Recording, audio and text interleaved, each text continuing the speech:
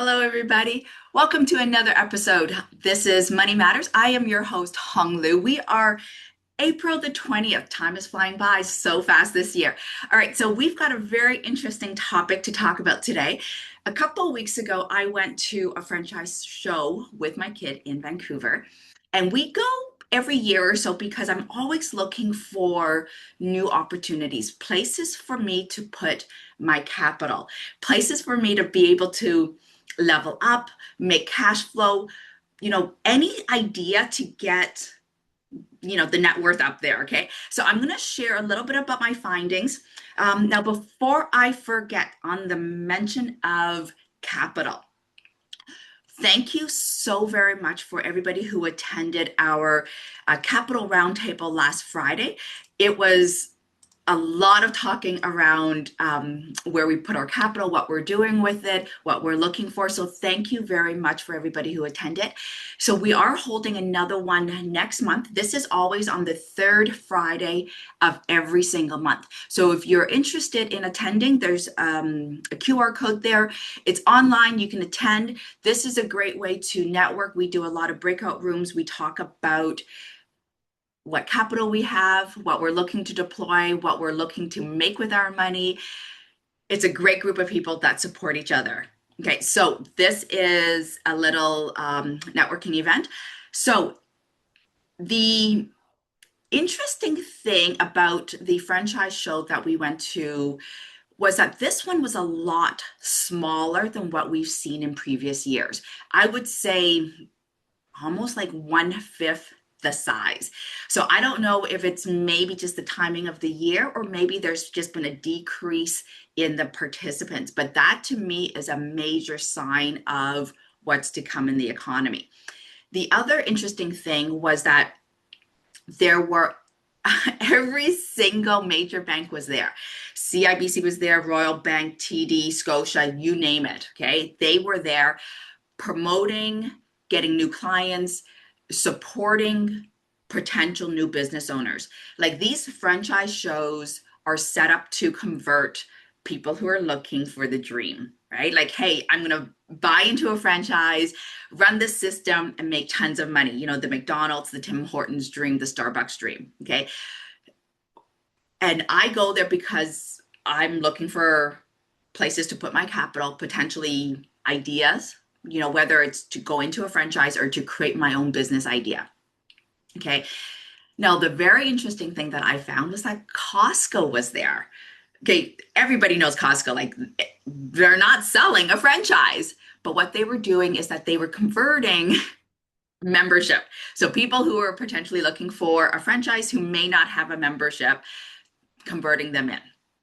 Okay. So I, of course, collected flyers. Like everything under the sun was there. So the aisle 24 was there. And this is the convenience store with no staff. This was actually one of the ahas, like, wow, what a great idea. Like I grew up as a preteen teen with my parents in I grew up with a convenience store. So this completely resonated with me. Like I understood the business concept of this and it was like, what? You can make it without any staff? Like that's amazing. So this was one of my takeaways. Like this was one of the best finds, the best ideas that I saw there. Okay, so now just a disclaimer there. I'm not promoting them. I'm not saying that you should go out and join this franchise because the numbers were like, you're selling this for $100,000? Like what? Like for what? Okay, so just do your due diligence on this before you go and you sign up. But what I really liked was the idea of the type of business because it's a convenience store and because there's minimum staff. Like you don't need to employ somebody there 24/7. You yourself don't need to be there. So that to me was one of the great things. What I didn't like about all of these franchise ones is, or most of them, was that it didn't come with land. So you're buying the business, okay? And that is the thing with franchises is the franchisors always get paid. There's royalties, there's fees, there's whatever markups. They always, always, always get paid. So the question is, by the end of the month, are you getting paid? Like, yes, you are putting some initial money in for royalties, for fees or whatever. And Fresh Slice, I love their their business model, which is no upfront fees, but they get you some other way. Okay, so that's what you really need to be aware of. Okay, so are you trading like a job, like are you basically buying into a job with a logo? Okay, that's what I really walked away from, because there was so many different types of franchises available out there. Okay, so besides these ones, okay, I'm just going to show you a few of the ones that I got, that I found really, really interesting. So this one, oh, this one is the fresh slice one. So that was pretty cool. And okay, so fresh slice. This one was the coffee one. They were giving away free stuff, right? But basically, it was a coffee vending machine.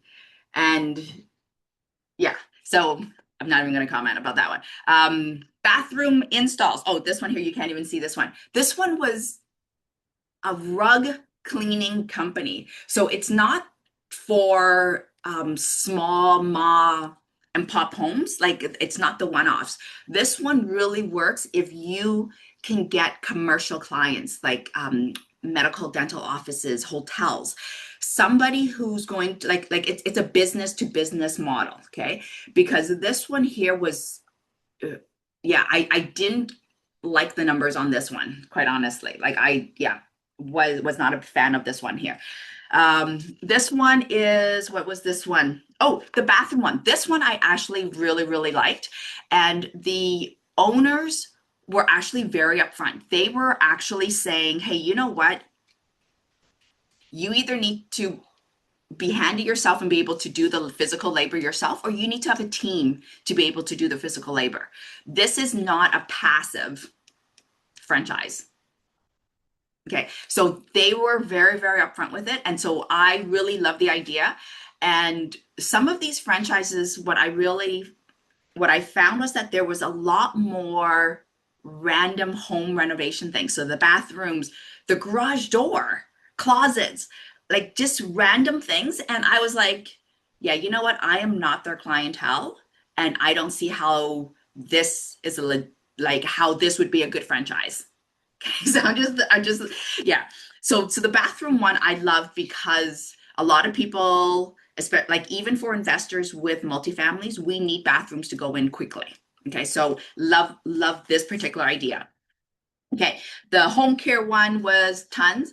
Okay, yeah, home care one was, this one I thought was a really good idea because there is a huge need for home care, assisted living, so forth like that.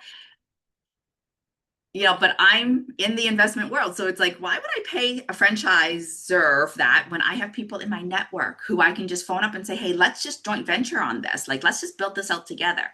So, okay. So not a big fan of this one. The Lee's Donuts. Wasn't a big fan of these guys either.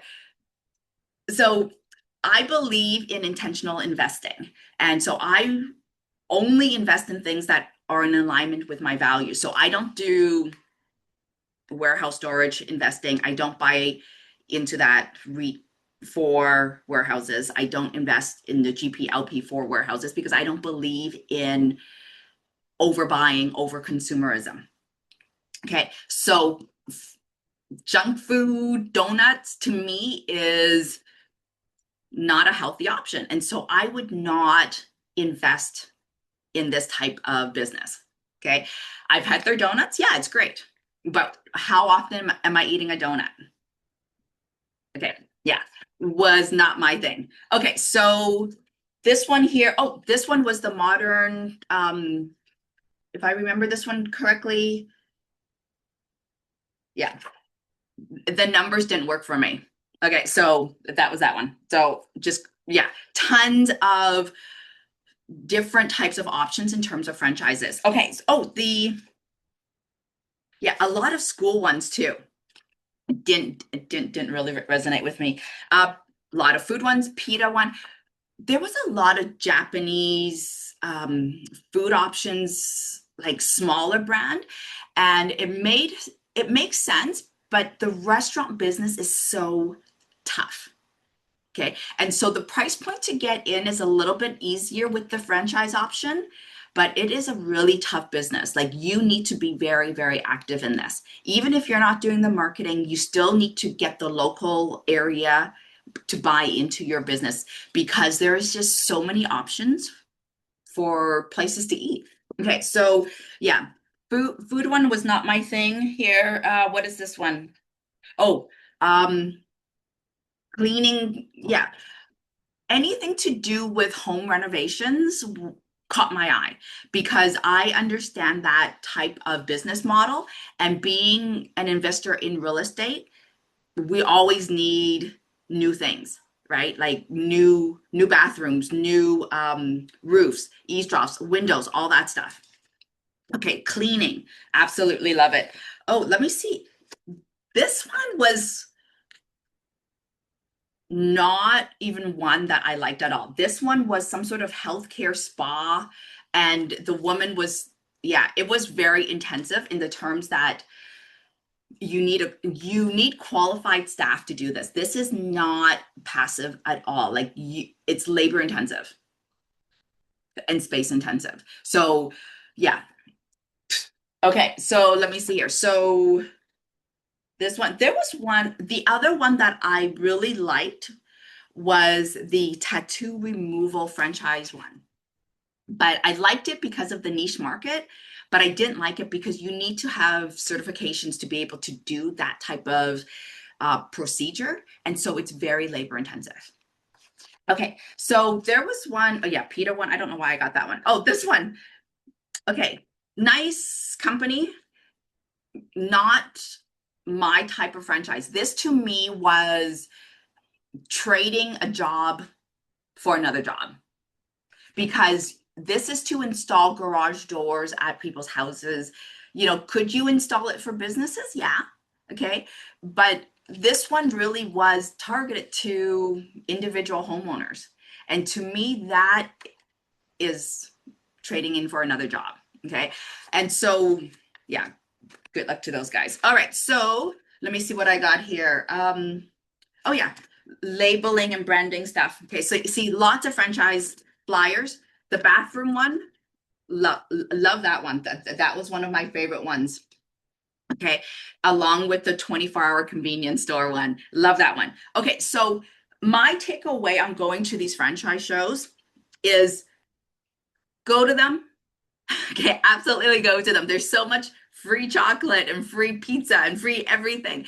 And you get a really cool, name tag that people know who you are. So really cool thing to do for a couple of hours. I love going to them because one, getting ideas. I take my kid and we talk about money. We talk about, hey, does it make sense to put our 50,000, 100,000 into this franchise and potentially have staff, have risks, be very active in the business?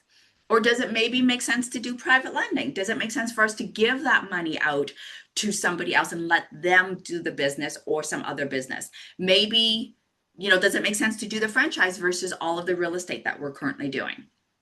All right. What is the return on investment if we were to buy a franchise or get into a franchise system versus doing all of these other investments that we already currently do? So a solid 2.5 hours of money conversation with my kid. You cannot put a price tag on that. Okay. So highly recommended that if you go to a franchise show, take your kids with you. Just make it a fun day. Okay. So franchises can work. Okay. But you just need to be very upfront, be very honest here. Are you buying a dream? Are you trading a job for another job? Is the risk packaged in? Because seriously, putting 50,000 in might not seem like a lot of money, but some of these franchises were $500,000. Like, are you going to be able to make that $500,000 back in a year, 2 years? Some of these programs, you're not seeing that money back for at least 5 years. Okay, that to me right there is like, what? I'm not going to make my money back for 5 years. Why would I do it? Okay, so My name is Hung Lu. Thank you so very much for watching. If you found value in this episode, please give me thumbs up and likes and all of that stuff. Okay, thank you very much, everybody, and have a wonderful week.